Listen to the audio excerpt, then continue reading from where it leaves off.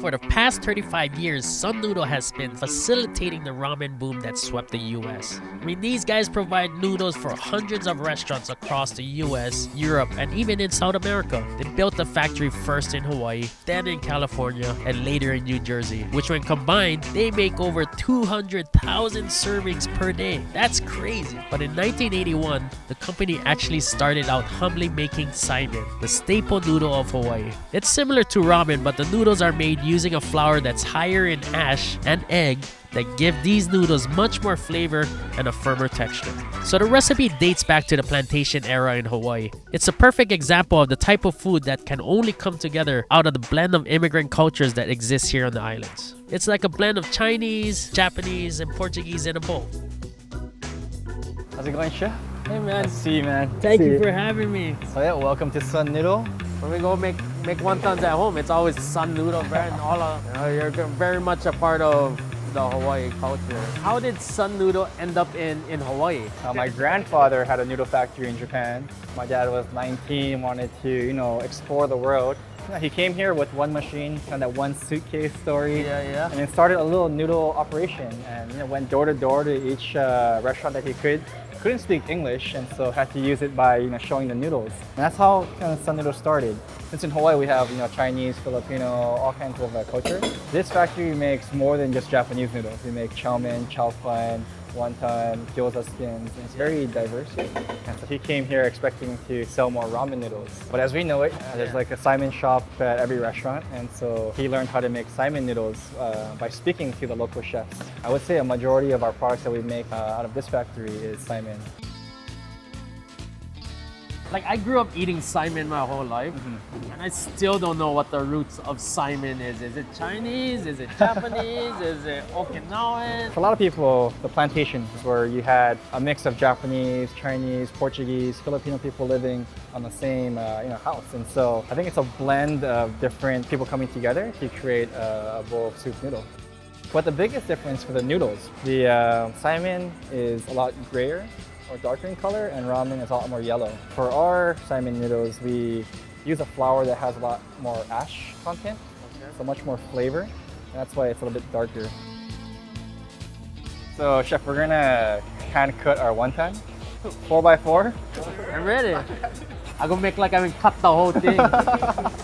Oh man, I already screwing this up.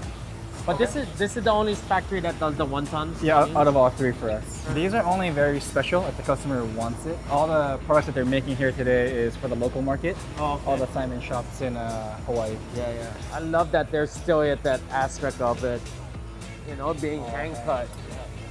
The reason why we're a little bit different from other noodle manufacturers is because we're very chef driven. We listen to what the chef is wanting, and then we come back to the factory and try to recreate a noodle that works for them.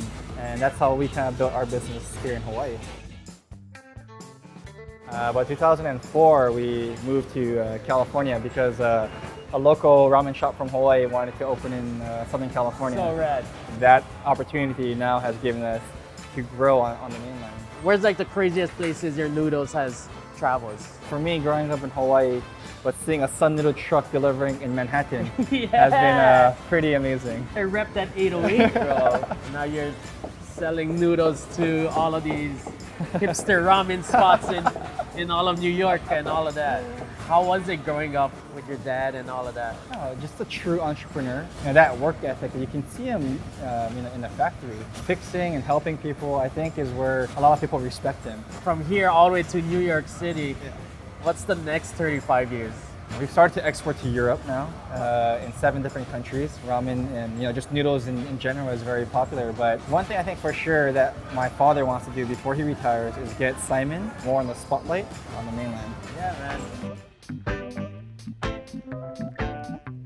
We're in the heart of Kalihi, where Palace Saimin is one of the oldest customers for Sun Noodle. Home for 70 years to locals where they come and get a bowl of the most comforting thing in the world. You only find Saimin here in Hawaii. It's a blending of so many different cultures, but it's all coming together just like how the people here in Hawaii put into a bowl, and in the end, you get something delicious. I grew up eating Saimin for breakfast. I didn't even know what cereal was. The noodles are cooked perfectly, still crunchy.